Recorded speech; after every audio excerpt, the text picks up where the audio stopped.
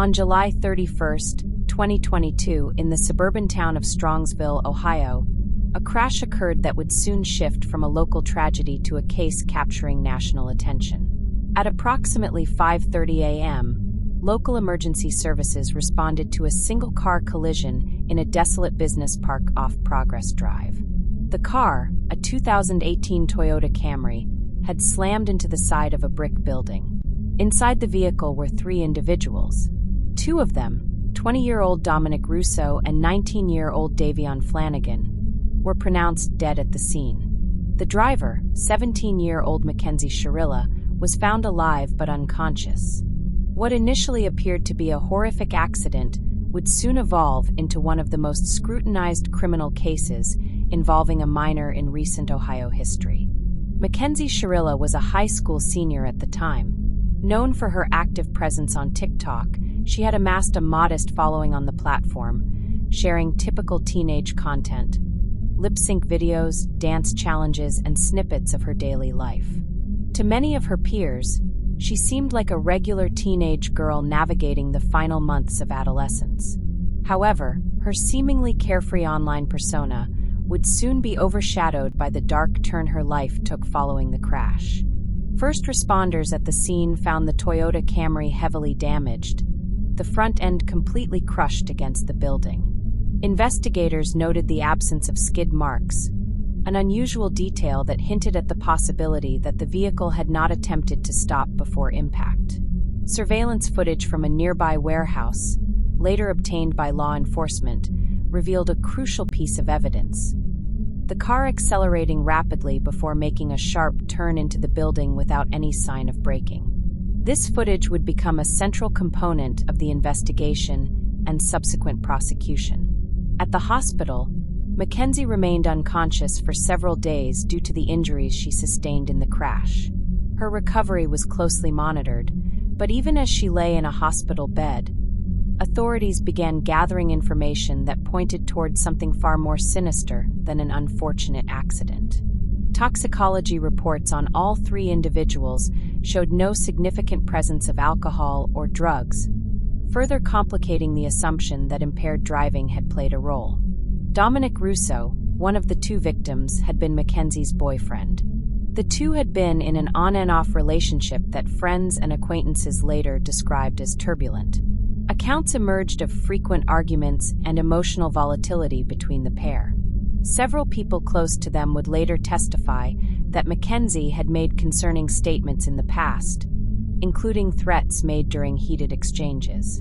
These accounts would form the foundation of the prosecution's narrative that the crash was not a reckless mistake, but a deliberate act.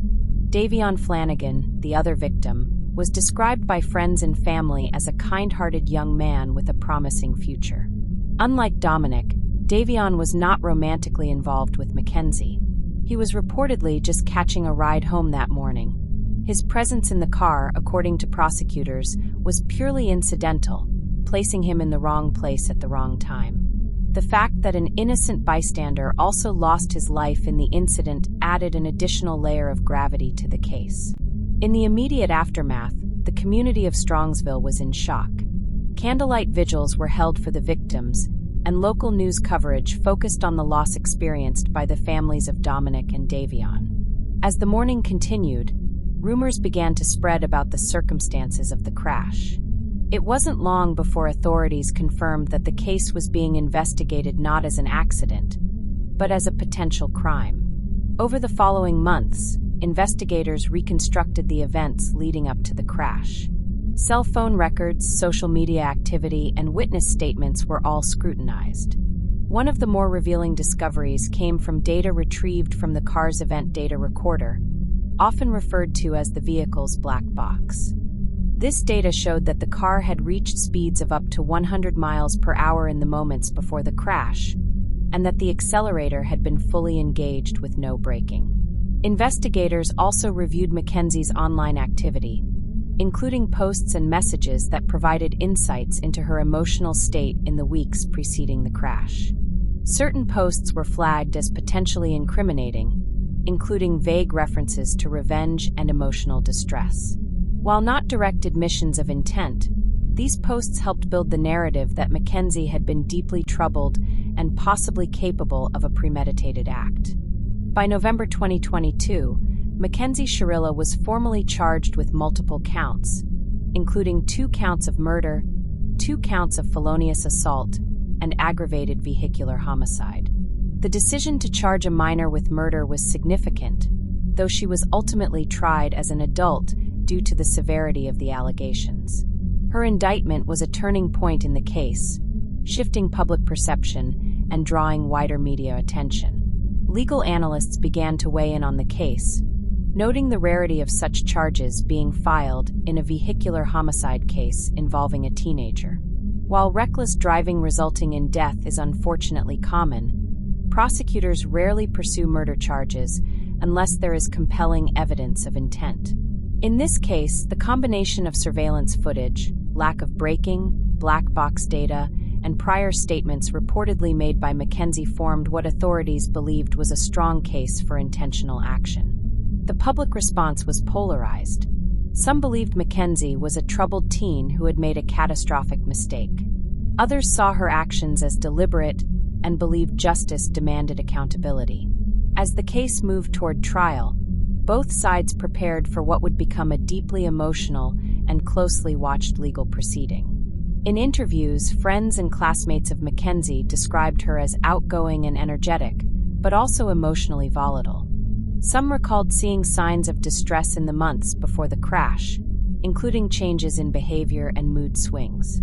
Others were more skeptical of the narrative being built by the prosecution, suggesting that the crash may have been the result of a mental health crisis rather than a calculated decision. The defense, in early statements, hinted at a strategy focusing on Mackenzie's mental health. Her attorneys suggested that her actions on the morning of the crash may not have been rooted in malicious intent, but rather a severe psychological episode.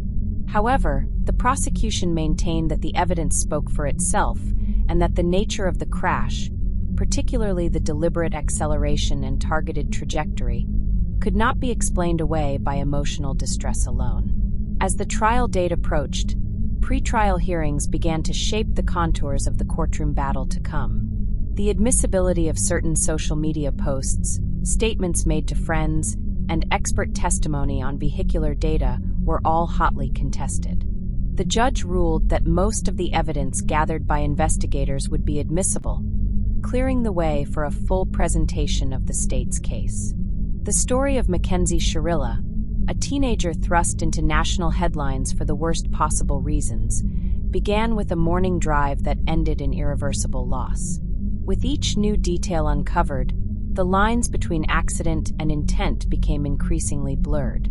For the families of Dominic Russo and Davion Flanagan, the trial represented an opportunity for answers. For Mackenzie, it would be the defining moment of her life.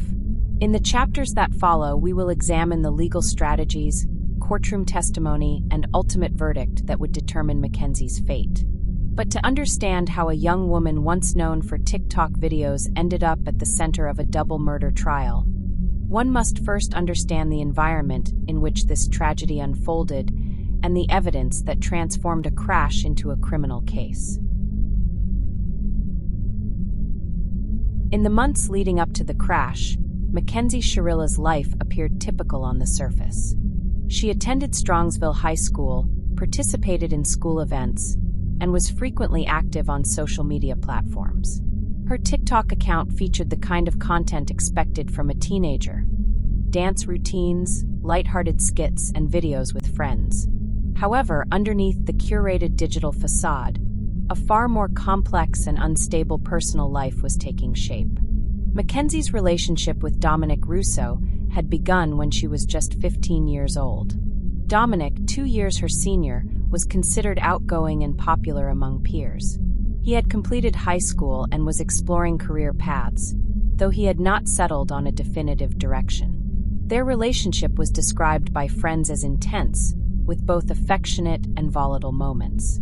Witnesses would later describe the bond between Mackenzie and Dominic as emotionally charged, marked by passionate highs and destructive lows. Accounts from individuals close to the couple revealed frequent arguments and disagreements. Some of Mackenzie's friends expressed concern over how deeply invested she had become in the relationship.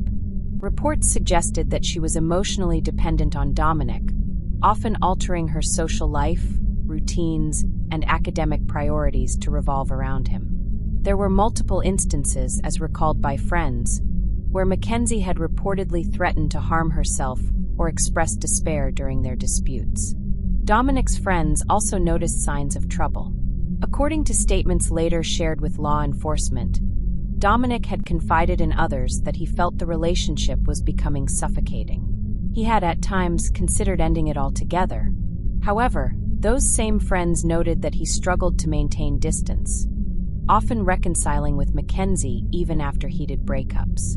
The cyclical nature of their relationship was evident to those around them and often served as a topic of concern. In the weeks before the crash, the couple had experienced another breakup. According to testimony later presented in court, this particular separation seemed more definitive. Dominic was reportedly trying to establish boundaries and had made plans to spend time apart from Mackenzie. Some of his friends indicated that he had become more vocal about wanting to move on, suggesting that he may have been trying to end the relationship permanently. This period was marked by a noticeable shift in Mackenzie's behavior. Teachers and classmates observed that she appeared distracted in class and had begun missing school. Her social media activity also changed. Posts took on a more somber tone, with some expressing feelings of betrayal and isolation. Certain captions and hashtags implied that she was going through emotional turmoil, though no direct references to Dominic were made at the time. According to investigators, it was during this emotionally volatile period that Mackenzie began expressing disturbing thoughts to those around her. One friend, whose identity was later protected in court documents, recalled Mackenzie making a comment about how she wanted to make Dominic feel the pain she was experiencing. Another acquaintance reported a conversation in which Mackenzie alluded to doing something that would make him regret everything. The night before the crash, Mackenzie was seen at a gathering with friends, including both Dominic Russo and Davion Flanagan. The group had reportedly been at a house party and left together in the early morning hours. Surveillance footage captured their car at a nearby intersection around 5:15 a.m., just minutes before the crash occurred. Investigators pieced together this timeline using a combination of CCTV footage, digital forensics, and eyewitness accounts. Forensic analysis of Mackenzie's phone revealed searches related to high-speed collisions, vehicle impact force, and fatal crash injuries. These searches were conducted days prior to the incident. While none of them directly referenced her intentions, prosecutors would later argue that they formed a pattern indicative of premeditation. One particularly concerning detail was a note discovered in Mackenzie's phone. The note, which was later submitted as evidence, contained language that prosecutors described as threatening and vindictive. It included phrases such as, "If I can't have you, no one will, and we'll be together forever, one way or another." While the note was undated and unsigned, digital timestamps showed it had been created just 1 week before the crash. In addition to text messages and search history, investigators obtained audio and video messages that Mackenzie had sent to friends. One video showed her crying and speaking about how she had been betrayed. In another message, she expressed feelings of hopelessness and claimed that nobody understood the pain she was in. These recordings were used by the prosecution to demonstrate the depth of her emotional distress and her fixation on the end of the relationship. The days immediately following the crash were a blur of medical intervention, family support, and law enforcement questioning. Once Mackenzie regained consciousness, she was interviewed by detectives. In her initial statement, she claimed to have no memory of the crash. She described waking up in the hospital and being told what had happened. When asked about the events leading up to the incident, she recalled driving but said that everything became a blur shortly before the crash occurred. Despite her claims of memory loss, law enforcement officials continued building a case based on circumstantial and digital evidence. They also interviewed medical professionals who examined Mackenzie following the crash. While she had sustained injuries, including a concussion and fractured ribs, doctors confirmed that she was alert and coherent within a few days of hospitalization. There were no medical findings to support the idea of a seizure or blackout that would have rendered her unconscious while driving. Autopsy reports for Dominic Russo and Davion Flanagan confirmed that both young men died instantly from blunt force trauma. The positioning of the passengers in the car indicated that they had little to no warning before impact. Investigators concluded that the speed and angle of the crash left no room for survival. This finding was key to the murder charges, as it supported the argument that the vehicle had been weaponized. Mackenzie's family, in the meantime, remained largely silent in public. Her parents retained legal counsel and issued a brief statement expressing condolences to the families of the victims while maintaining their daughter's innocence. They emphasized that she was a child going through immense emotional pain and urged the public not to rush to judgment. The media coverage of the case intensified as more details became public. National outlets picked up the story, often framing it through the lens of social media culture, teenage mental health, and relationship dynamics. The involvement of TikTok added another layer of complexity, with pundits debating whether the platform had contributed to a culture of oversharing and emotional exhibitionism. Some commentators questioned whether Mackenzie's posts foreshadowed the tragedy and whether intervention could have prevented it. As public interest grew, the legal teams on both sides prepared for a high-profile trial. The prosecution focused on assembling a narrative of premeditation and emotional volatility. They argued that Mackenzie had planned the crash as an act of revenge against Dominic for ending the relationship. The defense, meanwhile, hinted at a broader context involving mental health struggles, emotional immaturity, and a possible dissociative episode.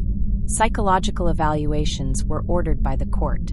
Mackenzie underwent a series of assessments to determine her competency to stand trial and to evaluate her mental state at the time of the incident. The findings, while not made public in detail, were submitted under seal. Both parties acknowledged that mental health would be a central theme during the trial. By the end of 2022, it was clear that this case would not be resolved quietly. With formal charges filed and a preliminary hearing scheduled, the stage was set for a courtroom showdown. The families of Dominic and Davion, still reeling from their loss, prepared to face months of legal proceedings. Mackenzie, now out of the hospital and under house arrest, waited as her fate rested in the hands of the justice system. The next chapter in this story would unfold not in the streets of Strongsville, but in a courtroom where evidence, testimony, and legal argument would determine whether the crash was a tragic accident or an act of murder. As the trial loomed, the community remained divided, torn between empathy for a grieving teenager and the need for accountability in the face of unthinkable loss. By the beginning of 2023, the legal process against Mackenzie Shirilla had moved into a more formal phase. She had been indicted on multiple counts, including 2 counts of murder, 2 counts of aggravated vehicular homicide, and related charges. The case had become the focal point for both local and national media, as well as a growing audience online following developments with increasing scrutiny. As the legal machinery set into motion, prosecutors and defense attorneys began assembling their cases, each working to frame the crash and its aftermath through conflicting lenses. One of deliberate intent, the other of a tragic misstep fueled by emotional and psychological instability. The prosecution's preparation began with the strengthening of their evidentiary foundation. At the core of their case was the claim that Mackenzie had intentionally driven the vehicle into the building with the purpose of killing both Dominic Russo and Davion Flanagan. This assertion was based not only on the physical evidence from the crash itself, but also on Mackenzie's digital footprint and statements made to others in the weeks preceding the incident. A central piece of evidence was the surveillance video obtained from a business located near the crash site. The video clearly showed Mackenzie's Toyota Camry traveling at a high rate of speed down Progress Drive before making a sharp left turn into the building. The vehicle did not slow down or brake before impact. This footage was time-stamped and corroborated by other surveillance data along the route, confirming that Mackenzie had accelerated in the final moments before the crash. Prosecutors argued that this sequence of actions could not be consistent with an accidental collision. The black box data retrieved from the vehicle provided additional technical validation. This device, officially known as an event data recorder, captured critical metrics from the car in the seconds leading up to the impact. The data revealed that the accelerator had been pressed down fully for at least 5 seconds before the crash, and that the brakes had not been engaged at any point. Furthermore, steering input data indicated that Mackenzie had intentionally directed the car toward the building rather than attempting to avoid it. These findings were explained in expert affidavits and were anticipated to be crucial during the trial. Prosecutors also gathered testimonies from individuals who had known both Mackenzie and Dominic personally. Several of these witnesses described a pattern of obsessive behavior, emotional manipulation, and volatile exchanges within their relationship. One witness recalled Mackenzie threatening to crash the car with both of us in it during a previous argument. Another noted that Mackenzie had grown increasingly distressed following a recent breakup and had expressed feelings of revenge and hopelessness. One of the more compelling pieces of the prosecution's narrative came from the digital evidence found on Mackenzie's phone. Investigators discovered a note saved in her mobile device's memo application that expressed dark and aggressive sentiments. Though not a direct confession, the language used in the note and its proximity in time to the crash were deemed indicative of a mindset driven by vengeance and despair. The timestamp showed the note had been created approximately 1 week before the crash. In building their case, prosecutors faced the task of proving premeditation, a critical requirement for sustaining a murder charge. They sought to illustrate that Mackenzie had not only planned to carry out the crash, but had done so with full awareness of its likely consequences. To bolster this claim, the state retained behavioral analysts who specialized in interpreting digital communications, personal writings, and recorded statements. Their analysis concluded that Mackenzie's pre-crash behavior aligned with established indicators of premeditative intent. Simultaneously, the defense prepared to challenge this narrative. Mackenzie's legal team focused on undermining the claim of intent. Their strategy rested on multiple pillars, the most important of which was the assertion that Mackenzie's actions, while reckless, were not premeditated. They argued that the crash was the tragic outcome of a mental health crisis, intensified by emotional immaturity and a lack of coping mechanisms. To support this, the defense retained clinical psychologists who conducted evaluations of Mackenzie's psychological profile. These professionals diagnosed her with a range of emotional and behavioral conditions, including adjustment disorder and symptoms consistent with acute stress reaction. In pretrial motions, the defense argued that these conditions impaired her ability to make rational decisions and that her actions on the day of the crash reflected a dissociative episode rather than a calculated act of murder. The defense also questioned the reliability of the digital evidence. While they did not dispute the contents of the messages and notes found on Mackenzie's phone, they emphasized the context in which they were written. Her attorneys portrayed these writings as expressions of a distressed teenager, not declarations of intent. They cautioned against interpreting the dramatic language of adolescence as proof of premeditated violence. Additionally, the defense scrutinized the forensic evidence related to the crash itself.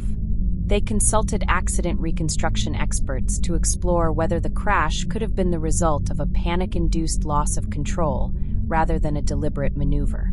These experts highlighted the possibility that Mackenzie may have unintentionally pressed the accelerator due to stress or confusion, a phenomenon sometimes observed in high adrenaline driving incidents. Both sides submitted extensive pretrial motions aimed at shaping the evidence that would be presented to the jury. The prosecution filed to include all of Mackenzie's social media posts, messages, and videos, arguing that they demonstrated a consistent emotional trajectory leading to the crash. The defense sought to exclude portions of this content, labeling it prejudicial and lacking probative value. The court ultimately allowed a significant portion of the digital evidence to be admitted, citing its relevance to Mackenzie's state of mind. Another key area of contention was the introduction of character witnesses. The prosecution intended to call individuals who could testify about Mackenzie's behavior in previous relationships and social settings. The defense countered with their own witnesses, including teachers, relatives, and friends who described her as kind, creative, and emotionally vulnerable. These contrasting portrayals underscored the complexity of the case and the challenges facing the jury. As jury selection approached, the court implemented strict measures to ensure impartiality. Given the widespread media coverage and the emotional nature of the case, potential jurors were vetted extensively through questionnaires and interviews. Both sides worked to exclude individuals with strong pre-existing opinions or connections to the parties involved. Public interest in the case remained high, with many local residents closely following each legal development. Commentators across social media platforms debated the meaning of justice in a situation involving such a young defendant and such devastating loss. Some expressed sympathy for Mackenzie, viewing her as a victim of emotional turmoil. Others focused on the lives of Dominic and Davion, emphasizing that the consequences of Mackenzie's actions could not be minimized. In preparation for trial, the prosecution compiled a detailed timeline of events. This included timestamps from surveillance footage, digital communications, location data from cell phone records, and witness sightings. The timeline was designed to establish a clear sequence leading up to the crash, highlighting what the state viewed as a deliberate plan unfolding over days. The defense, meanwhile, crafted a narrative grounded in emotional breakdown and psychological distress. They prepared expert testimony to explain how Mackenzie's cognitive development and emotional state may have influenced her behavior. Her attorneys planned to present her as a deeply troubled individual whose actions were the result of a crisis rather than criminal intent. As both sides finalized their preparations, the stage was set for a high-stakes trial that would be as much about interpretation as it was about evidence. The facts of the case were largely undisputed. The vehicle crashed into a building, Dominic and Davion died on impact, and Mackenzie was driving. What remained in question was the motive behind her actions and whether those actions constituted murder. The legal threshold for murder required the prosecution to prove beyond a reasonable doubt that Mackenzie intended to cause death. For vehicular homicide, the burden was to prove recklessness or gross negligence.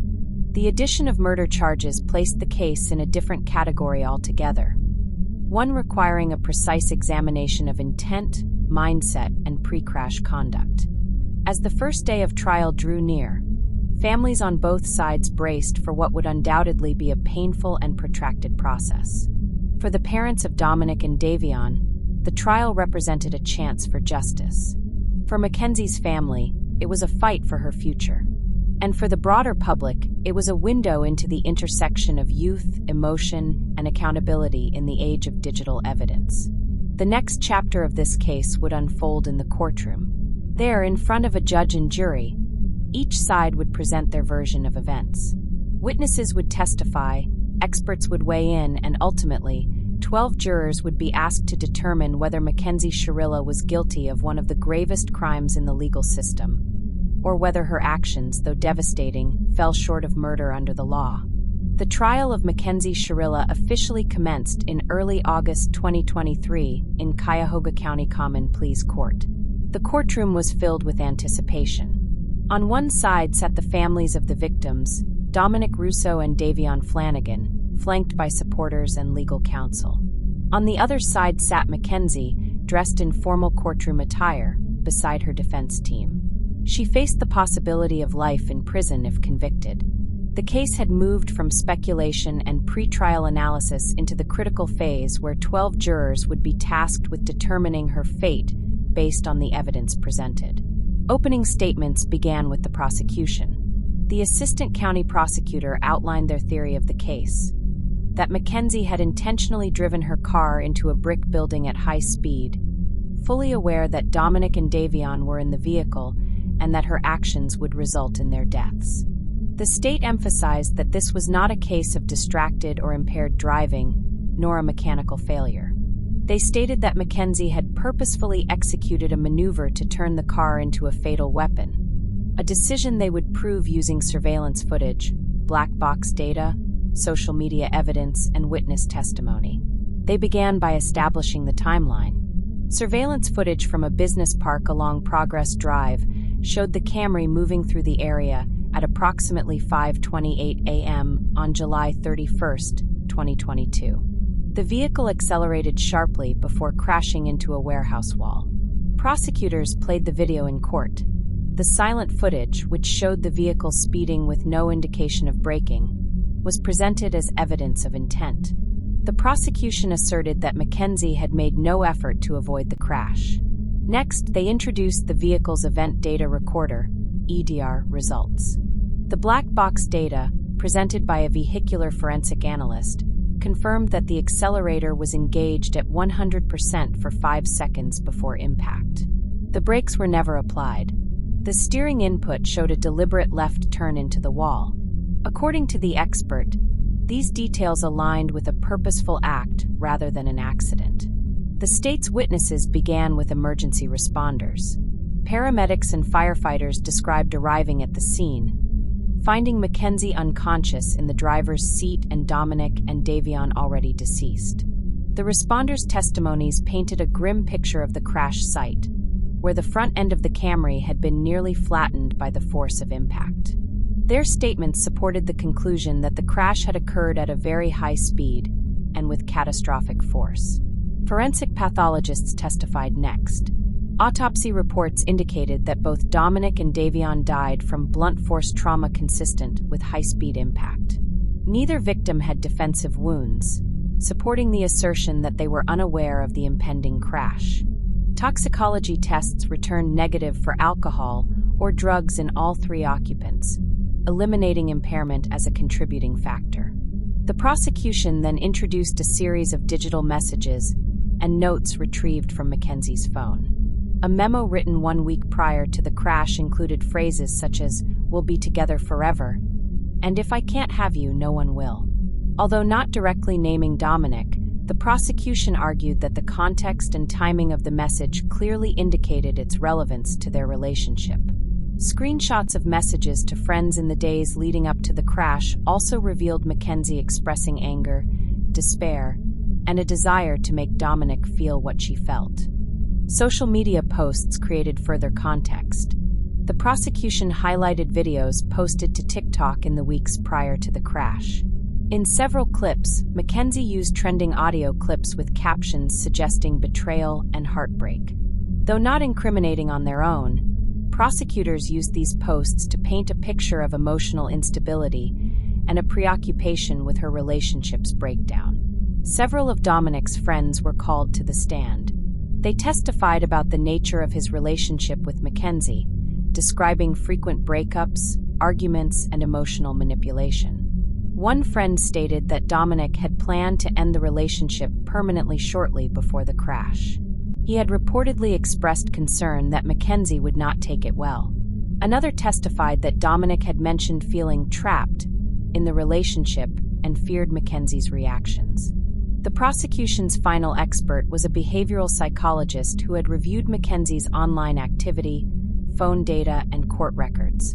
The psychologist explained that while Mackenzie exhibited signs of emotional distress, her actions suggested planning and deliberation. They emphasized that while teens often express emotions dramatically, the combination of pre-crash behavior, digital evidence, and driving data aligned with intentional conduct.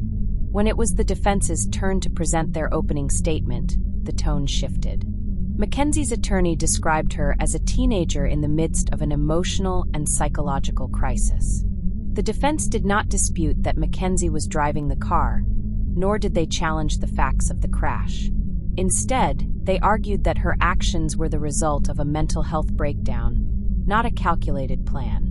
They presented Mackenzie as a girl overwhelmed by loss, heartbreak, and emotional instability. Her attorneys stated that she had no intention to harm anyone and that her cognitive state at the time of the crash made it impossible for her to understand the consequences of her actions. They said the incident was a tragedy, not a murder, Psychological evaluations formed the core of the defense's case. A licensed clinical psychologist testified that Mackenzie had been diagnosed with adjustment disorder and features of borderline personality traits, particularly emotional dysregulation. The expert explained how these conditions can impair judgment, intensify emotional reactions, and contribute to impulsive behaviors. In their opinion, Mackenzie's mental state at the time of the crash could have included dissociation, a temporary detachment from reality. The defense also brought character witnesses, including teachers and family friends, who described Mackenzie as a creative, bright, and affectionate teenager. They testified that she had been struggling emotionally after the breakup, but had never exhibited violent tendencies. Her mother, in a brief and emotional testimony, spoke about Mackenzie's early years, her mental health challenges, and the family's efforts to get her help. A point of contention arose regarding Mackenzie's memory of the crash. She had told investigators she could not recall the moments leading up to or during the crash. The defense argued that memory loss can result from head trauma and psychological shock. However, the prosecution highlighted that her behavior before and after the crash, including statements made in the hospital, suggested selective recall. The defense challenged the interpretation of the note found on Mackenzie's phone. They called a language expert to testify that dramatic expressions among teenagers are not uncommon and do not inherently indicate intent to harm. The expert emphasized the importance of considering context and the non-literal nature of many digital communications. As the trial progressed, the courtroom remained tense. The families of Dominic and Davion sat through each day of testimony, often emotional as evidence and personal details were discussed. Mackenzie remained composed, sometimes tearful, and attentive to the proceedings. Throughout the trial, both legal teams maintained their central themes. The prosecution portrayed Mackenzie as a young woman who allowed emotional pain to manifest into fatal violence. The defense presented her as a vulnerable adolescent, overwhelmed by psychological turmoil and incapable of the calculated actions required to constitute murder. Closing arguments brought the trial to its emotional peak. The prosecution urged jurors to focus on the facts: the speed, the lack of braking, the direction of the crash, and Mackenzie's words before the incident. They stated that the evidence was clear and that 2 lives were lost because of a deliberate act.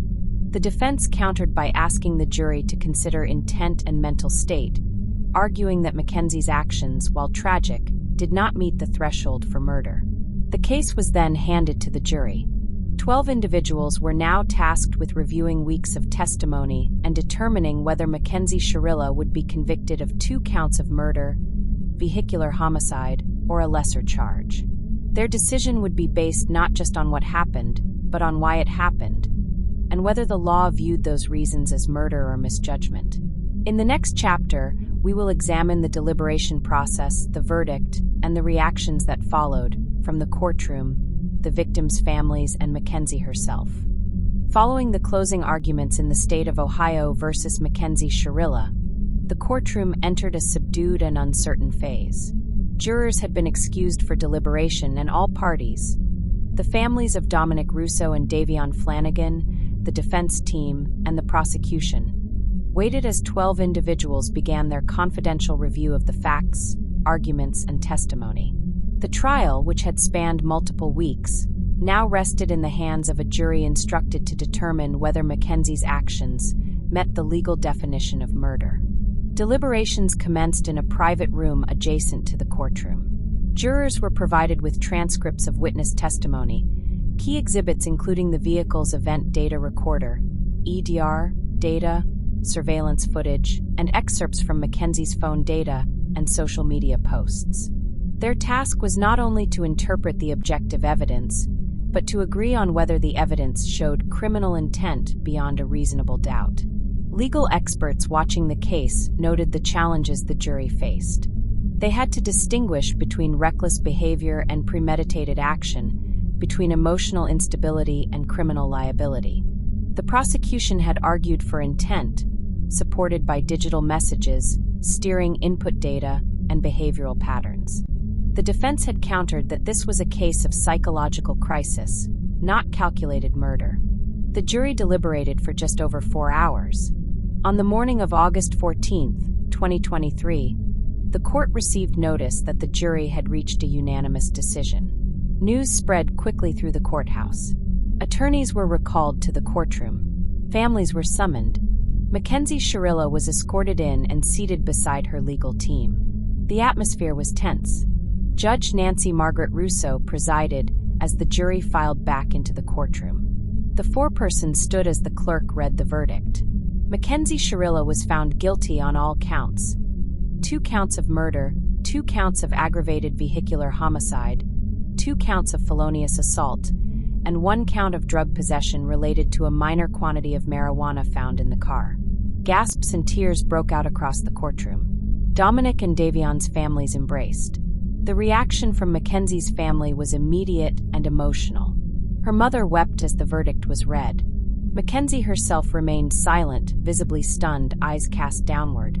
The guilty verdict on murder charges meant a mandatory sentence under Ohio law: 15 years to life in prison for each count, to be served concurrently. The court moved swiftly into the sentencing phase. In Ohio, judges have limited discretion in murder cases once a guilty verdict is reached. Judge Russo allowed impact statements from the families of both victims before formally announcing the sentence. Dominic Russo's mother addressed the court first. Her voice breaking at times, she described the pain of losing her son, the irreparable damage to her family, and the emotional toll of the lengthy trial. She asked the court to ensure accountability, stating that justice would not bring her son back, but might prevent similar tragedies. Davion Flanagan, father, spoke next. He described his son as a bright light with a promising future and detailed how the loss had changed their family forever. He expressed sorrow that Mackenzie, someone they had once known through their children's friendship, had caused such irreversible harm. When given the opportunity to speak, Mackenzie Shirilla offered a brief and tearful statement. She apologized to both families, stating, "I would never intentionally hurt anyone. I wish I could take it all back. I think about them every day." Her statement, though emotional, did not sway the outcome. Judge Russo addressed the court before issuing the sentence. She emphasized the seriousness of the charges and the devastating impact of the crash. The judge acknowledged the emotional complexity of the case, the youth of the defendant, and the finality of the victims' deaths. However, she affirmed the jury's findings and the obligation to apply the law. Mackenzie Shirilla was sentenced to 2 concurrent terms of 15 years to life in prison for the murder convictions. Additional sentences for aggravated vehicular homicide and felonious assault were ordered to run concurrently. She was remanded to the custody of the Ohio Department of Rehabilitation and Correction to begin serving her sentence immediately. The courtroom remained still as Mackenzie was led away by deputies. Her parents followed her with their eyes, unable to speak. On the other side of the aisle, Dominic and Davion's families embraced each other in silence. Outside the courthouse, reporters gathered for reactions. Legal analysts reiterated the rarity of a murder conviction in a vehicular crash involving a teenager. Commentators on social media reflected the divide in public opinion, some praising the verdict as justice served, others calling it too harsh given Mackenzie's age and emotional state. The case prompted renewed discussions on mental health, teen relationships, and criminal accountability. Legal scholars debated whether the evidence truly met the threshold for murder. Others emphasized the message sent by the verdict, that emotional distress does not absolve individuals from the consequences of their actions. In the days following the verdict, both families released brief statements through attorneys. The Russo family thanked the prosecution team and the jury, expressing gratitude for what they described as a step toward healing. The Flanagan family echoed that sentiment and requested privacy. Mackenzie's family, through her attorney, stated that they respected the process but planned to explore options for appeal. Legal avenues for appeal in Ohio are limited in murder cases, especially when supported by physical evidence and a unanimous jury verdict. However, Mackenzie's defense team indicated that they would review procedural elements of the trial, and consider whether there were grounds for post-conviction relief or appellate review. As Mackenzie Shirilla began serving her sentence at the Ohio Reformatory for Women, the case closed a chapter in the lives of 3 families forever altered by one moment.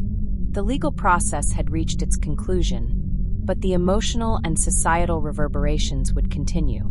The next chapter will explore the aftermath, public reaction, appeals, media commentary, and how the case reshaped community conversations around teenage behavior, justice, and tragedy.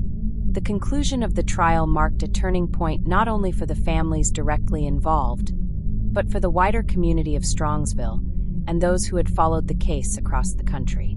The conviction of Mackenzie Shirilla for double murder in a vehicular crash, particularly at the age of 19, became a subject of national dialogue.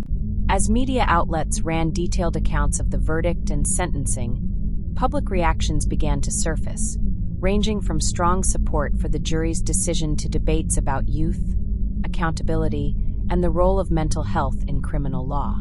In the immediate days following the verdict, social media became a primary forum for public response.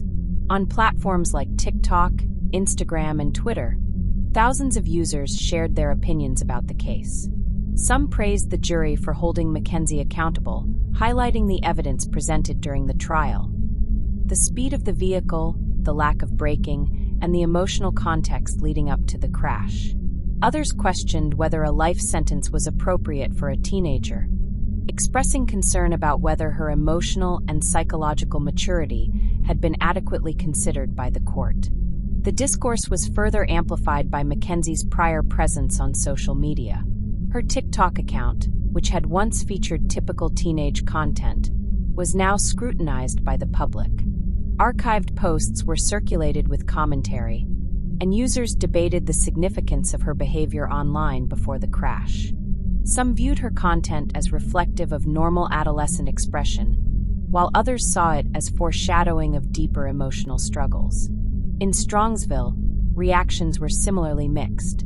Community members who had attended school with Mackenzie or knew the families involved described a collective sense of grief and confusion.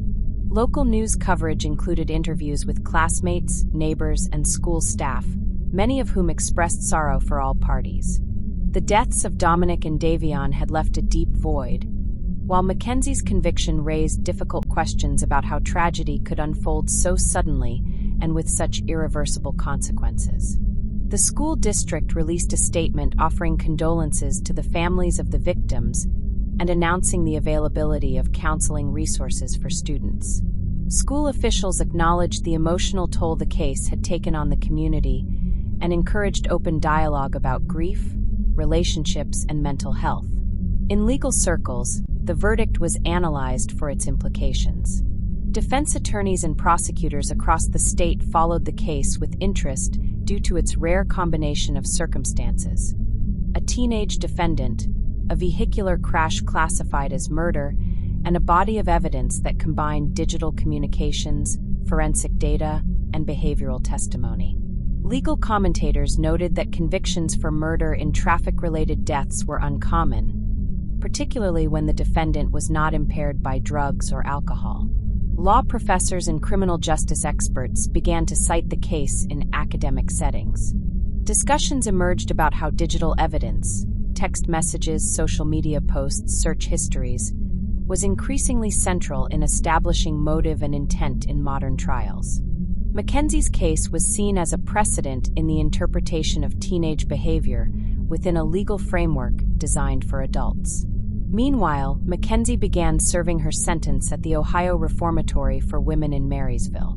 As a newly convicted inmate, she underwent the standard intake process, including psychological evaluations, classification for housing, and security assessments. Because of her age and the nature of the crime, she was placed in a secure unit with access to counseling services and educational programming.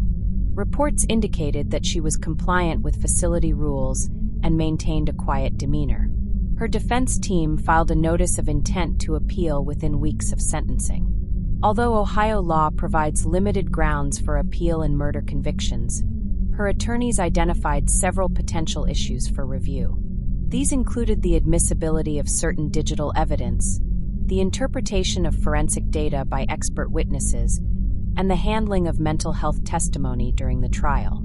The appeal process was expected to take several months, possibly years, depending on court schedules and procedural requirements. In the broader legal community, the case renewed interest in the topic of juvenile sentencing. While Mackenzie had been legally an adult at the time of her conviction, many legal experts argued that the system should more consistently account for developmental science. Research in adolescent brain development shows that individuals under the age of 25 often lack full impulse control and emotional regulation. Advocates for reform suggested that the case underscored the need for sentencing guidelines that better reflect these realities. For the families of Dominic Russo and Davion Flanagan, the aftermath of the trial was marked by continued mourning and efforts to memorialize their sons.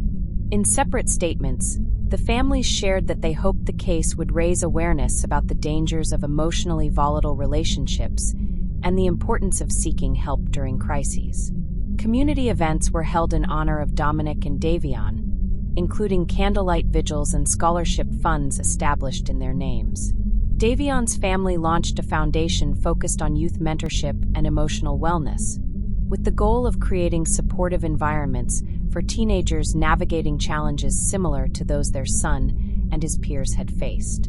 Dominic's relatives worked with a local driving safety advocacy group to promote educational initiatives in schools, emphasizing the irreversible consequences of reckless or emotionally charged driving.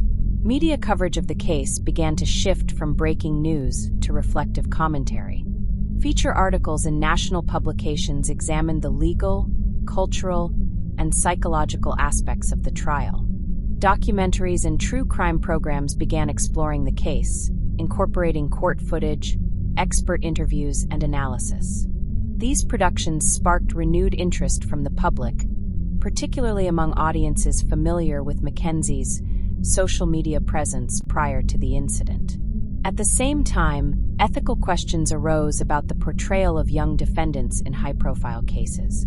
Critics questioned whether the intense media focus on Mackenzie's TikTok history and appearance detracted from the gravity of the case and the lives lost. Others argued that transparency in reporting was essential to understanding the complexity of modern criminal behavior.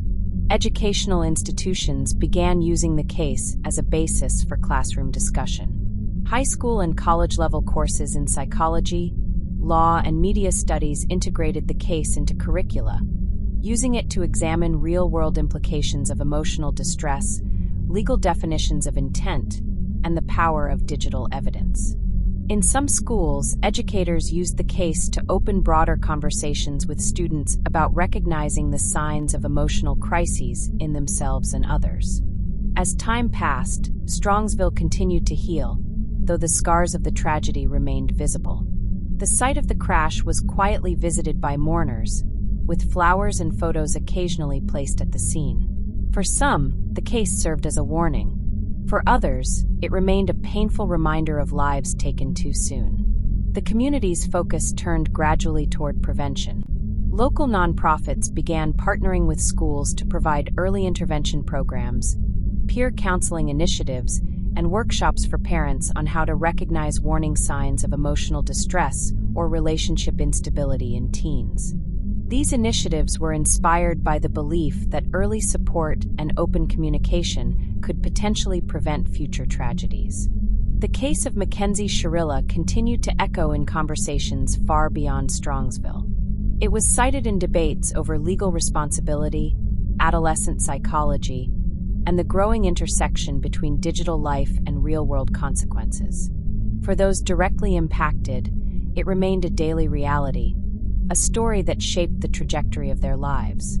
In the next chapter, we will explore the long-term legal developments, the appeals process, and the continuing dialogue around justice and youth accountability in the context of this landmark case. In the weeks following Mackenzie Shirilla's conviction, her legal team moved quickly to initiate the appeals process. Though the outcome of the trial had been decisive, with a unanimous guilty verdict on all counts, Ohio law permitted her to challenge the conviction through established appellate procedures. The defense's focus shifted from presenting a direct case in court to scrutinizing the record for potential legal errors, misapplications of law, or procedural irregularities that could support an appeal. The notice of appeal was filed with the 8th District Court of Appeals of Ohio within the statutory deadline.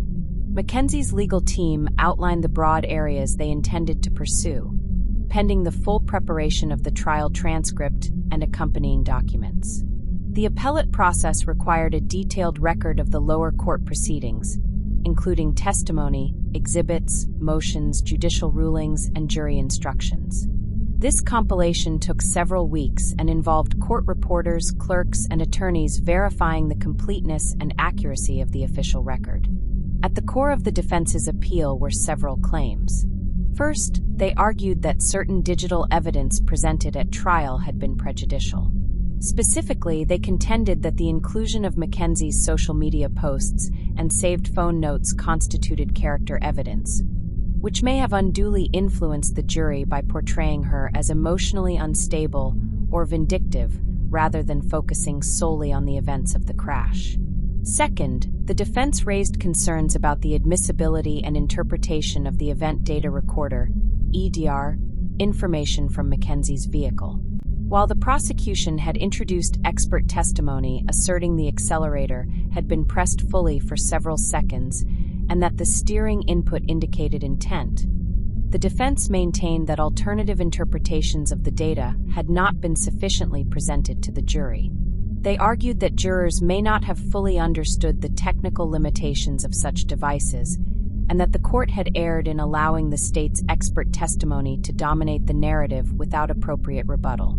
Another key component of the appeal was the treatment of Mackenzie's mental health history. Her attorneys asserted that the trial court had placed undue restrictions on the scope of expert psychiatric testimony, particularly regarding her emotional development, diagnostic history, and capacity for intent. The defense contended that the jury should have received more comprehensive guidance on how mental health factors could affect the formation of criminal intent, especially in a teenage defendant. The appellate brief, when formally submitted, laid out these and other arguments in detail, referencing case law, constitutional protections, and trial transcripts. The prosecution was given time to respond with their own written brief, defending the trial court's rulings and maintaining that the conviction had been supported by ample evidence and legal procedure. The 8th District Court of Appeals, based in Cleveland, assigned a panel of 3 judges to review the case. Unlike a trial, there would be no new evidence or witness testimony. The judges would evaluate the written arguments and, if requested, hold oral arguments where attorneys from both sides could present their positions and answer questions from the bench. Legal experts following the case noted that while appeals in high-profile criminal cases are common, they are rarely successful unless a clear error of law or miscarriage of justice is demonstrated. The standard on appeal is not whether the appellate court agrees with the jury's decision, but whether the trial was conducted in a fair and lawful manner.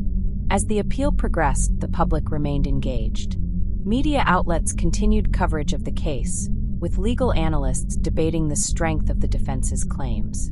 Some commentators believed that certain evidentiary rulings during the trial could be vulnerable to challenge, particularly the inclusion of social media material that bordered on character judgment.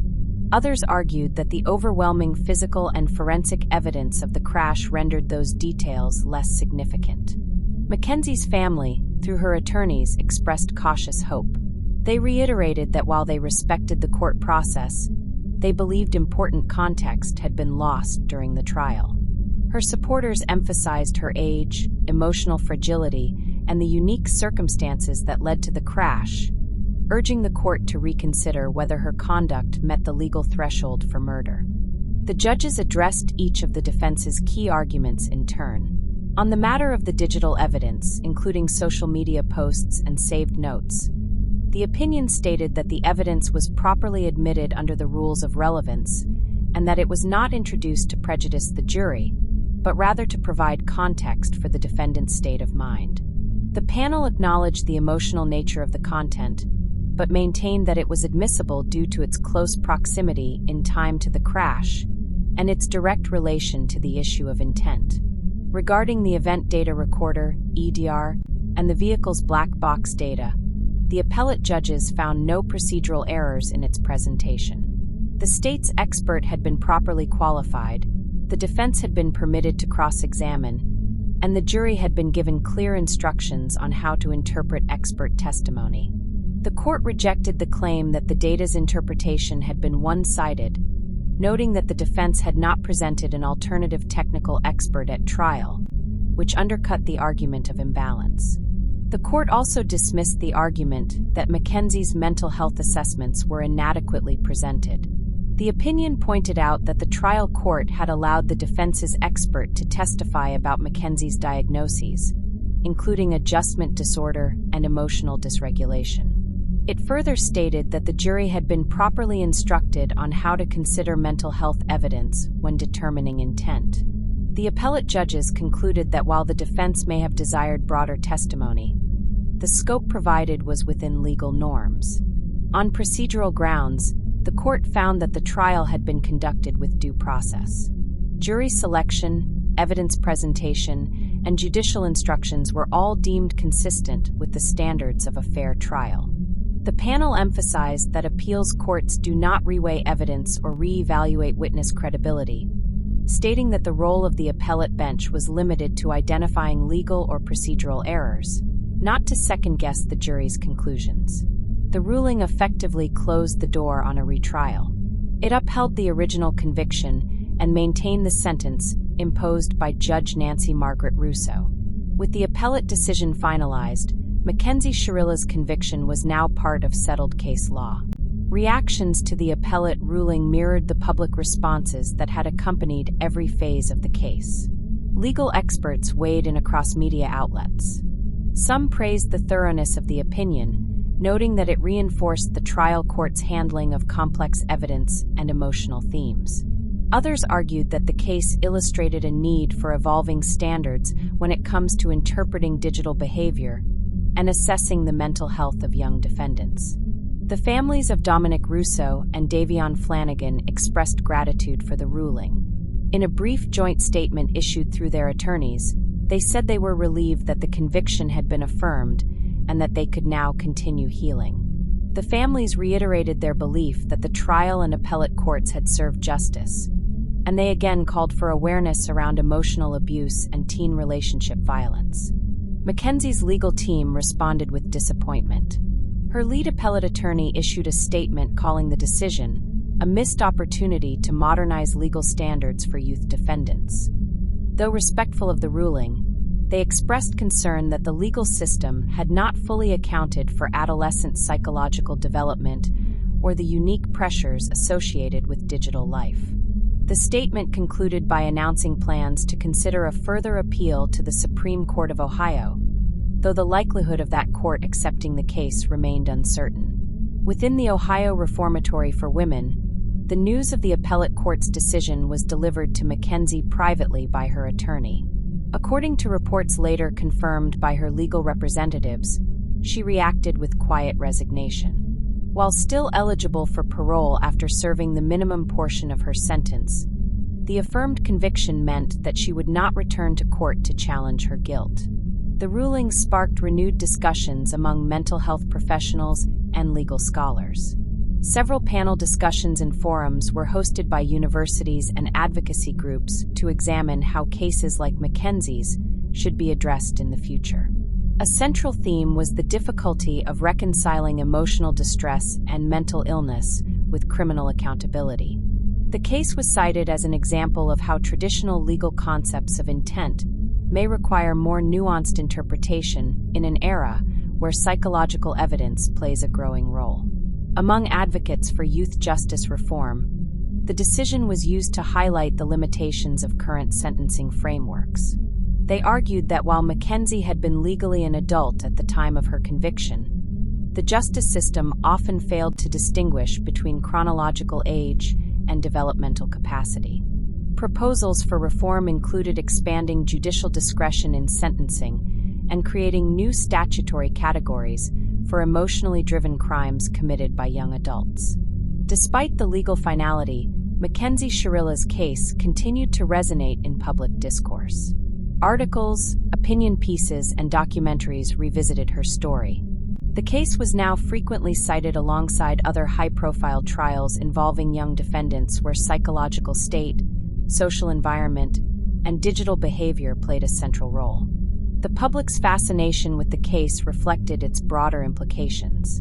It forced questions about how much a person's digital trail should weigh in a courtroom, whether emotionally reactive behavior can ever be truly separated from criminal intent, and how best to address tragedy when all involved are young and lives have been lost. For the families affected, the ruling brought a mix of relief and renewed grief. The finality of the appeal was a reminder of the permanence of their loss. Community efforts to honor Dominic and Davion continued. Local memorials, educational scholarships, and outreach programs in their names carried on with increased visibility. Their families, while staying largely private, remained active in supporting initiatives to prevent similar tragedies. Mackenzie, meanwhile, adjusted to life within the structure of her sentence. She was enrolled in educational courses offered by the correctional facility and participated in therapy sessions designed for inmates with emotional and behavioral health histories. While not permitted to speak publicly, those close to her reported that she had begun writing privately and journaling as a way of processing her experience. The next chapter will explore the broader cultural footprint of the case, how it influenced media portrayals, academic thought, and legislative interest in redefining the treatment of emotional and psychological behavior within the criminal justice system. In the months following the appellate court's decision, the case of Mackenzie Shirilla continued to hold public attention. Though the legal process had largely concluded, its cultural impact was still unfolding. Across various sectors, media, academia, criminal justice, and advocacy groups, the case was being dissected not only for what had occurred, but for what it revealed about contemporary American society. Major media outlets produced in-depth features analyzing the arc of the trial, its emotional resonance, and its broader implications. Documentaries and podcasts released full episodes dedicated to the case, including interviews with legal analysts, mental health professionals, and individuals close to the story. These narratives emphasized recurring themes: emotional trauma, adolescent psychology, digital behavior, and the burden of irreversible decisions made in moments of crisis. In one widely viewed documentary, legal commentators pointed out how the case marked a confluence of traditional legal principles and modern complexities. The admissibility and interpretation of digital evidence, the challenge of evaluating mental health in legal contexts, and the role of public opinion shaped by online platforms were all discussed at length. For many viewers, the documentary helped frame the case not just as a courtroom drama, but as a reflection of evolving societal norms. Academic institutions also responded to the case. Several university law programs added the trial of Mackenzie Shirilla to their coursework, using it to explore the limitations and strengths of the adversarial legal system in emotionally charged situations. Seminars were held focusing on topics such as evidentiary boundaries, youth culpability, and the ethics of media coverage in trials involving teenage defendants. Psychology departments took a particular interest in the role of dissociation, adjustment disorders, and how adolescents cope with emotionally intense relationship dynamics. One recurring question raised in these discussions was whether the justice system is equipped to handle crimes rooted in emotional instability. Experts debated the thresholds of criminal intent and how, or if, emotional crisis should affect sentencing. Some legal theorists suggested that the Mackenzie Shirilla case illustrated a gap in the law's ability to address complex motivations, where harm is intentional, yet driven by psychological distress rather than calculated malice. These reflections also extended into advocacy and policy circles. Youth justice organizations cited the case in calls for legislative reform. While Mackenzie had been legally an adult at the time of her sentencing, reform advocates argued that the law should do more to differentiate between legal majority and neurological maturity. They proposed legislation that would allow for alternative sentencing models in cases where emotional and psychological immaturity were significant contributing factors. In Ohio, these conversations gained traction. Lawmakers were urged by several youth advocacy groups to consider policy shifts, including expanded use of mental health diversion programs, revised sentencing guidelines for young adults, and increased funding for school-based mental health services. Though no bills were immediately introduced, public forums and legislative hearings began to include references to the Shirilla case as an example of what many called a tragic failure of early intervention. Parallel to this, school districts around Strongsville and beyond reevaluated their existing emotional wellness curricula. Educators began incorporating more comprehensive resources about teen relationship dynamics, the signs of emotional crisis, and strategies for conflict resolution. Workshops were held for parents and teachers focused on recognizing red flags and understanding the influence of social media on adolescent mental health. Mackenzie's case also became a frequent reference point in online communities. On platforms like Reddit and TikTok, the conversation persisted. Some users revisited her old posts, analyzing them in light of the trial's outcome. Others debated the fairness of the sentence, often in comparison to similar cases involving vehicular homicide. Online discourse highlighted the fragmentation of public opinion. While some maintained that justice had been served, others argued that a deeper understanding of psychological and social context was still missing. Public fascination with Mackenzie's persona, once shaped by her social media content and later by court appearances, reflected a broader cultural pattern. In the digital age, where personal narratives unfold across multiple platforms, the boundary between public and private became blurred. Her story was interpreted, retold, and reshaped in countless ways, creating a legacy that extended far beyond the courtroom. While the media focused on the symbolic dimensions of the case, the families affected continued to live with its daily reality. The Russo and Flanagan families remained largely out of the public eye, but continued their advocacy work. They participated in local forums on teen violence prevention and supported educational initiatives under their sons' names. Their public comments remained consistent. They sought not only remembrance but change, measures that might prevent future loss of life under similar circumstances. Inside the Ohio Reformatory for Women, Mackenzie's life settled into a routine. Her days were structured around education, counseling, and work programs. According to facility reports, she had enrolled in a GED completion course and was participating in trauma-informed therapy. She remained a low-profile inmate with few disciplinary issues and limited outside communication, restricted mainly to visits from her family and legal team. Those close to Mackenzie reported that she had begun to reflect more deeply on the consequences of her actions. Though she remained hopeful about long-term possibilities such as parole, her focus was reportedly on self-understanding and personal growth. Journaling, reading, and therapy sessions became key components of her daily life. According to a counselor familiar with her case, she had expressed remorse and a desire to one day contribute to awareness efforts about emotional health and responsible decision-making.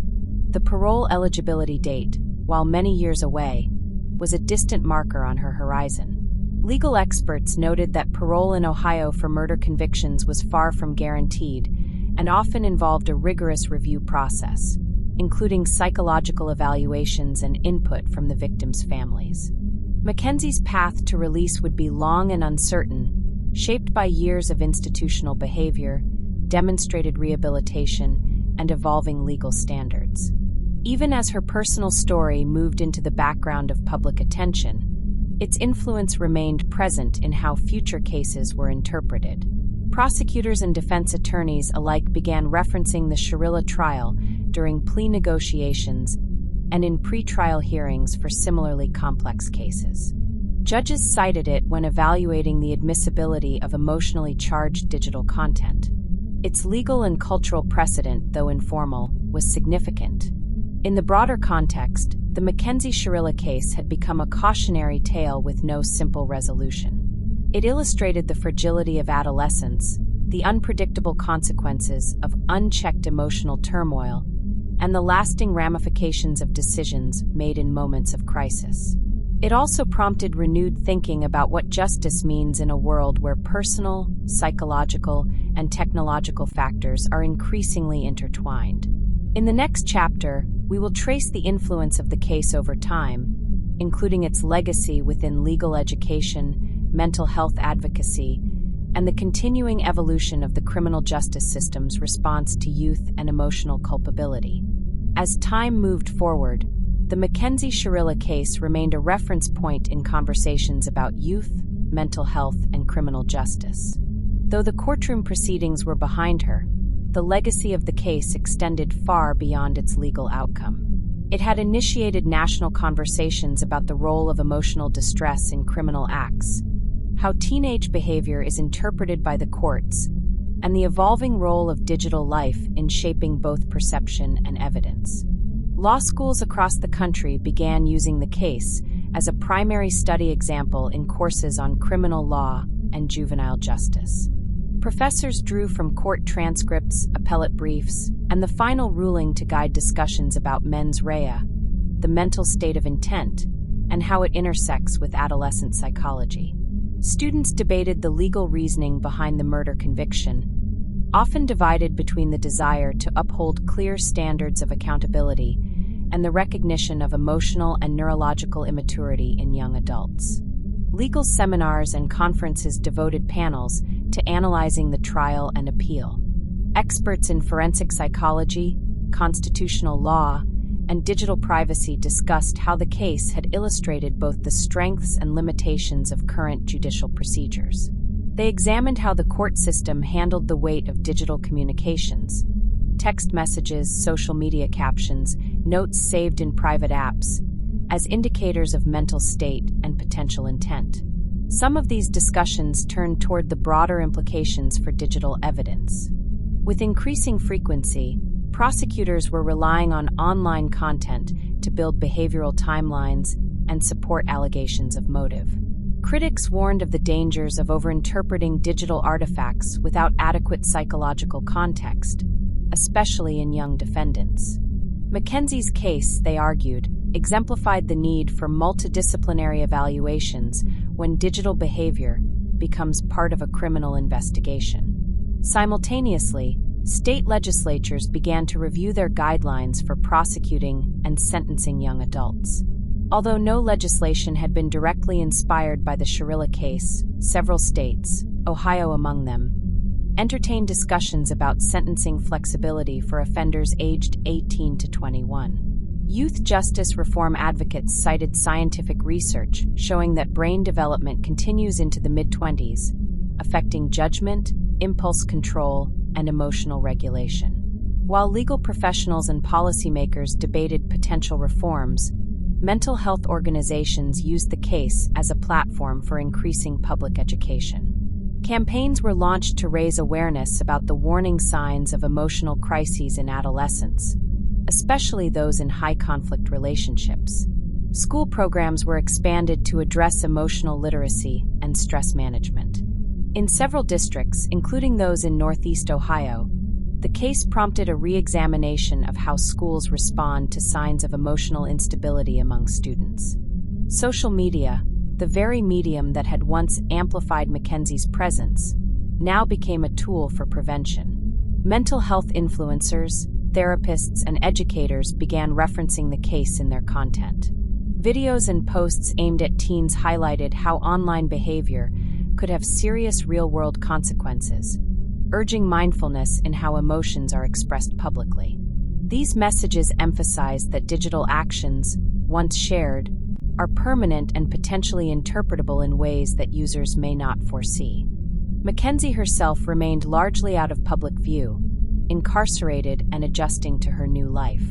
Reports from within the correctional facility indicated that she continued to participate in mental health programming, including trauma-informed therapy and educational classes.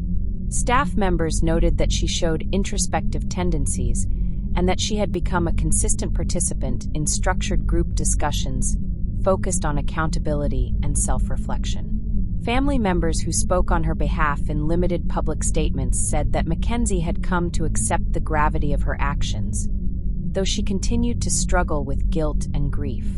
Her legal team confirmed that she was not pursuing further appeals at that time, but remained engaged in sentence-related programming with the aim of becoming eligible for parole. That decision, if and when it came, would be made by a parole board several years in the future, considering both her institutional record and the impact on the victims' families. The families of Dominic Russo and Davion Flanagan also remained active in their respective advocacy efforts. Their work became more focused on prevention and education rather than the specifics of Mackenzie's sentence. In interviews, they expressed hope that their sons' stories could be used to save lives, emphasizing the importance of emotional awareness and the recognition of unhealthy relationship dynamics in teenagers. Community organizations across Ohio and other states invited the families to speak at events aimed at high school students and young adults. These talks focused less on assigning blame and more on equipping young people with tools for managing conflict, seeking help, and understanding the permanence of decisions made in moments of heightened emotion. In one event held at a university campus in late 2024, a panel discussion featured educators, therapists, and a representative from the Flanagan family. The conversation focused on what could have been done differently, not just by Mackenzie, but by the systems around her. Questions from students revolved around how to identify when a friend is in crisis, how to talk about mental health in relationships, and what support structures are most effective. The long tail of the Shirilla case extended even into journalism and ethics. Media scholars analyzed coverage patterns and the tendency for certain defendants, especially young, white female defendants, to receive more complex or sympathetic narratives in mainstream reporting. Articles discussed how gender, appearance, and social media presence might influence public perception and media framing, raising critical questions about bias in both journalism and public discourse. Despite all the analysis, commentary, and educational initiatives, the human cost of the case remained central. 2 young men were dead. 1 young woman was imprisoned for decades. Families on both sides continued to carry the weight of what had happened. No amount of policy debate or psychological theory could undo the irreversible outcomes. As 2025 approached, Mackenzie's story became less a headline and more a case study, a reminder embedded in the evolving landscape of criminal justice. For legal scholars, it was a question of how the law understands intent. For mental health professionals, it was a call to strengthen early intervention and emotional education. For schools and families, it was a reason to talk more openly about how to navigate conflict and crisis before harm is done. In the next chapter, we will examine how the Shirilla case continues to shape future criminal proceedings, with a focus on how courts interpret digital and emotional evidence in the adjudication of youth-involved crimes. As the legal and societal reverberations of the Mackenzie Shirilla case continued into 2025, its influence began to show in subtle but meaningful ways across the justice system. While the specific facts of her case remained unique, its framework, an emotionally volatile teenager involved in a fatal car crash, tried and convicted of murder based largely on digital behavior and psychological indicators, became a touchstone for emerging legal discussions. Courts, attorneys, and legislative bodies began adapting to the nuances introduced by this precedent. One of the most significant areas of impact was the courtroom treatment of digital evidence. In the wake of the Shirilla trial, judges in several jurisdictions began issuing more detailed pretrial rulings regarding the admissibility of social media content. Legal scholars noted an uptick in motions to limit or contextualize posts, texts, and digital notes, especially when submitted as proxies for mental state or intent. Defense attorneys increasingly sought the inclusion of psychological expert testimony to accompany any such evidence, arguing that digital artifacts required clinical interpretation to avoid misrepresentation. Prosecutors, conversely, began refining how they presented this kind of evidence. Rather than relying on isolated posts, They focused on building broader behavioral timelines supported by metadata, communication patterns, and corroborating witness testimony. This approach aimed to guard against over-reliance on emotionally charged statements while still illustrating motive or intent. In legal commentary, this shift was sometimes referred to as the Shirilla adjustment, a move toward balancing emotional indicators with objective data. Trial judges also began issuing updated jury instructions when digital communications were part of the evidentiary record. These instructions cautioned jurors against assigning undue weight to expressive or exaggerated language, especially from young defendants. Emphasis was placed on considering the totality of the evidence and on understanding that online communication often lacks the context or nuance of spoken language. In addition to procedural adjustments, the case inspired policy conversations at the legislative level.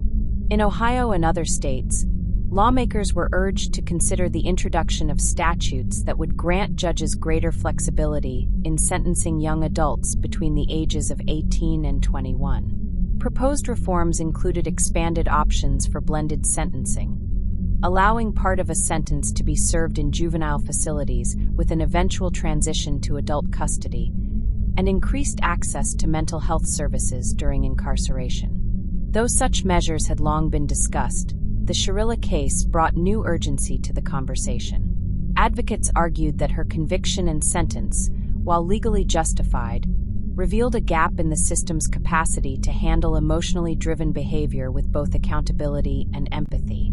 Public hearings featured testimony from forensic psychologists, juvenile justice specialists, and even formerly incarcerated young adults, all of whom pointed to the need for a system more attuned to developmental science.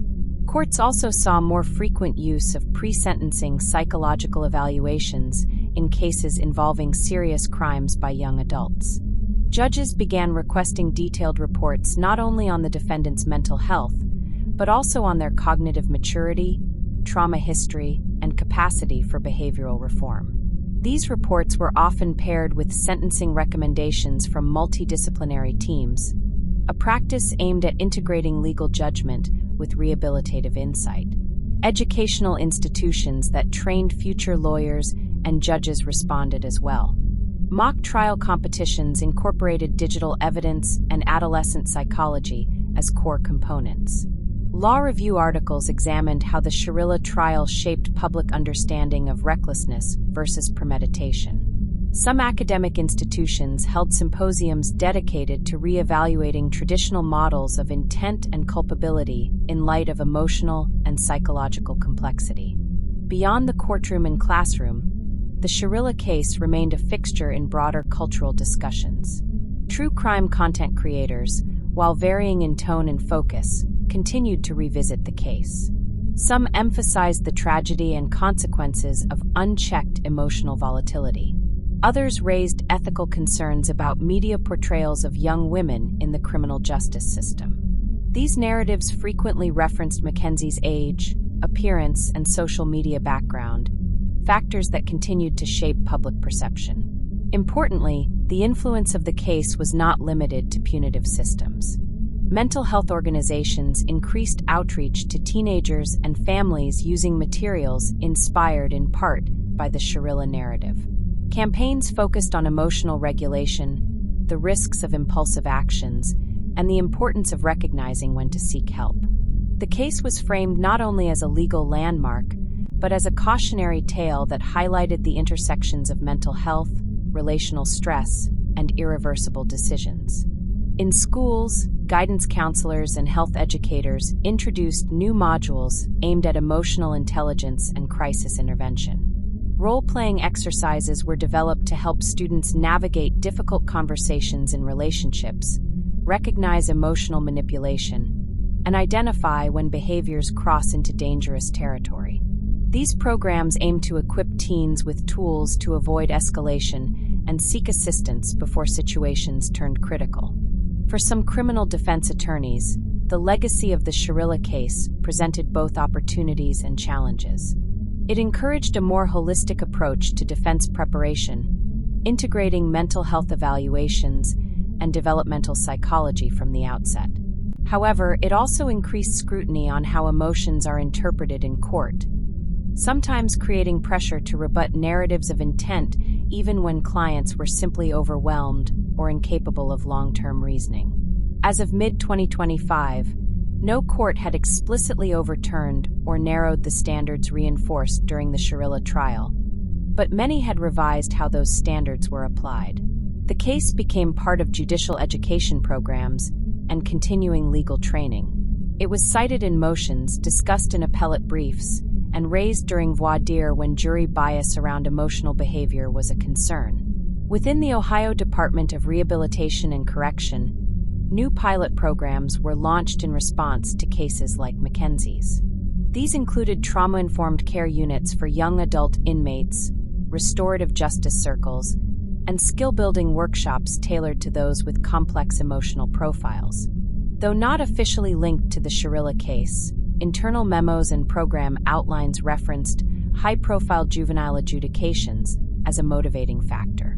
While Mackenzie Shirilla remained incarcerated, the ripple effects of her case extended across systems and disciplines. The legal system, though slow to evolve, showed signs of grappling with the nuanced realities of youth behavior, digital expression, and emotional crises. Whether through incremental reforms or cultural reflection, the legacy of the case continued to inform the ongoing challenge of balancing justice with understanding. In the final chapter, we will return to the personal dimensions of the case, examining how those directly impacted, families, friends, and Mackenzie herself, continued to live with the consequences, and how the public memory of the case has settled into the larger narrative of crime, youth, and consequence in America. As the Mackenzie Shirilla case receded from daily headlines, its consequences endured in the lives of those most intimately affected. Behind the legal rulings, public debate, and cultural commentary were the individuals and families who bore the direct weight of irreversible loss. This final chapter turns away from legal precedent and systemic reform to focus on what remained: grief, growth, and the uncertain futures of all those shaped by a moment of tragedy. Dominic Russo and Davion Flanagan's absence remained a defining presence in their families' lives. Every birthday, graduation, and family gathering passed with a void that could not be filled.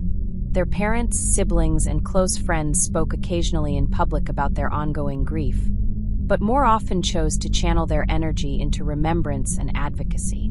Memorial scholarships bearing the boys' names continued to provide support to local students, and community events honoring their lives became annual traditions in Strongsville. Dominic's family remained especially active in educational outreach. His mother, in particular, participated in panels at local high schools and community centers, sharing her story with teens and parents alike. Her message, while rooted in profound personal pain, emphasized emotional regulation, recognizing relationship red flags, and the need to speak up when friends are in distress. Through these efforts, she sought to ensure that Dominic's death might prevent another. Davion's family focused much of their energy on mentorship and positive youth development. The foundation they established supported extracurricular programs for under-resourced teens and funded group therapy initiatives in schools. In public comments, Davion's parents frequently returned to his compassion and sense of humor, qualities they hoped to foster in the next generation. Their grief, though deeply private, found an outlet in helping others find stability and connection. Within the Ohio Reformatory for Women, Mackenzie Shirilla lived a life far removed from the one she had known. As the years passed, she moved from the shock of incarceration into a phase marked by reflection, routine, and emotional reconstruction. Correctional staff described her as compliant and introspective. She remained engaged in counseling and educational programs, eventually completing her GED and enrolling in college-level correspondence courses. Through her therapy, Mackenzie began to confront the reality of her actions. Accounts shared by mental health professionals working within the prison indicated that she exhibited signs of deep remorse and an emerging understanding of the harm she had caused. However, she struggled with the duality of grieving her boyfriend and Davion while also living with the knowledge that she was responsible for their deaths.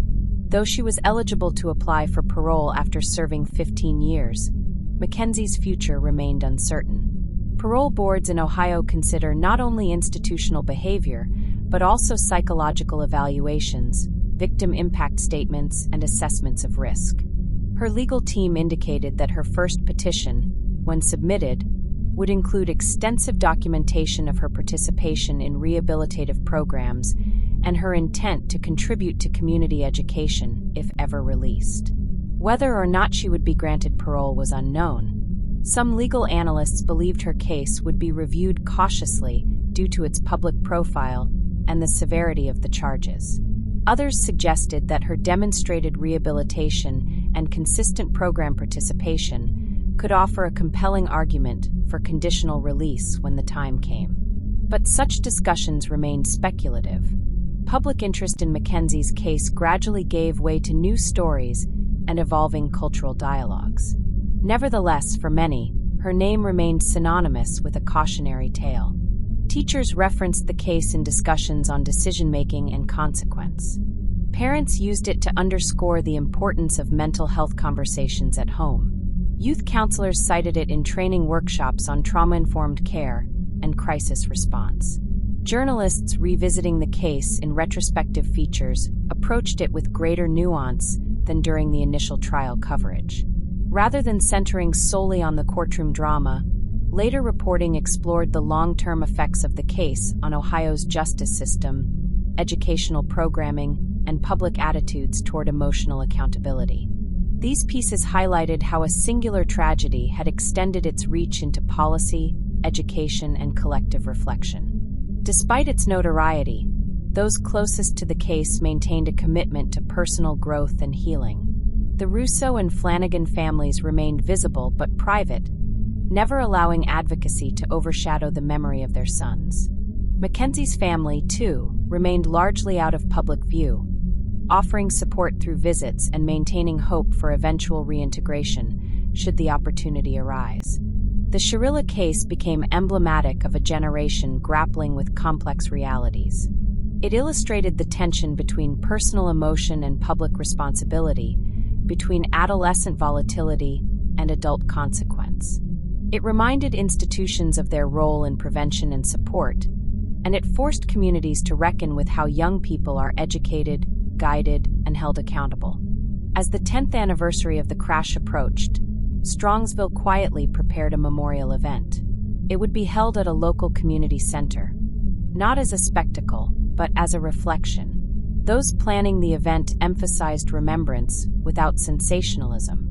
Their focus was on healing, unity, and the enduring need to protect and support vulnerable youth before irreversible damage occurred. Lives had been ended, futures had been rewritten, and yet, in the aftermath, many sought meaning. From the courtroom to the classroom, the message endured. That emotional pain, if unrecognized or unchecked, can have consequences far beyond the individual. And that with understanding, education, and compassion, perhaps future tragedies could be prevented before they ever began. This marks the end of the Mackenzie Shirilla case file, a story of consequence, accountability, and the enduring complexity of youth in crisis.